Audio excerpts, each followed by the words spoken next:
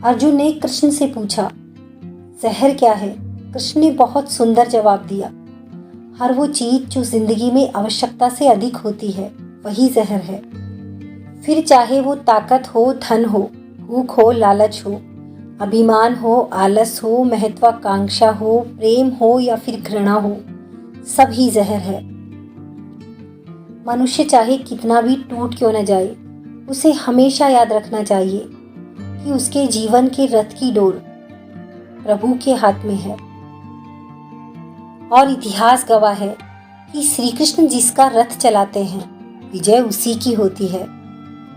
जीवन के दो ही सच्चे साथी हैं, एक अपना किया हुआ कर्म और दूसरा परमात्मा। शेष तो सब यहीं मिले हैं और यहीं बिछड़ जाएंगे।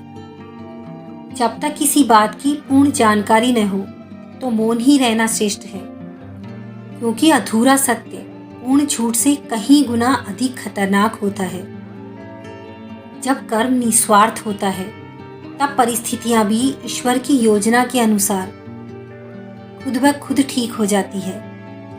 किसी को छोटा बताकर आप बड़े नहीं बन सकते, किसी को नीचा दिखाकर आप ऊंचा नहीं उठ सकते, किसी को पीछे धकेलकर आप आगे नहीं बढ़ सकते, किसी का दिल दुखाकर आप खुश नहीं रह सकते, किसी का अपमान करके आप सम्मान नहीं पा सकते। इसलिए पहले एक अच्छे इंसान बनिए, अंत में न पैसा काम आएगा न ताकत, बस अच्छाई काम आएगी। फूलों की तरह मुस्कुराते रहिए, भंवरों की तरह गुनगुनाते रहिए। चुप रहने से रिश्ते भी उदास हो जाते हैं। कुछ उनकी सुनिए, कुछ अपनी सुनाते रहिए। बड़े होने पर हमें पेंसिल की जगह पेन इसलिए थमाया जाता है ताकि हम समझ सकें कि अब गलतियों को मिटाना आसान नहीं होगा। दुखी रहना है तो हर किसी में कमी खोजो और खुश रहना है तो हर किसी में गुण खोजो, क्योंकि गुण और अवगुण सभी में होते हैं। सुनी सुनाई बात पर भरोसा सोच समझकर करना चाहिए, क्योंकि कोई भी व्यक्ति आपको कहानी का वो भाग कभी नहीं सुनाएगा जहां वो स्वयं गलत था।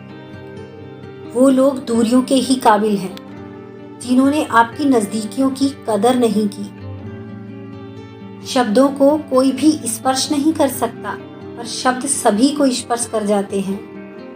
केवल रक्त संबंध से ही कोई अपना नहीं होता। प्रेम, सहयोग, विश्वास और सम्मान भी ऐसे भाव हैं जो परायों को भी अपना बना देते हैं।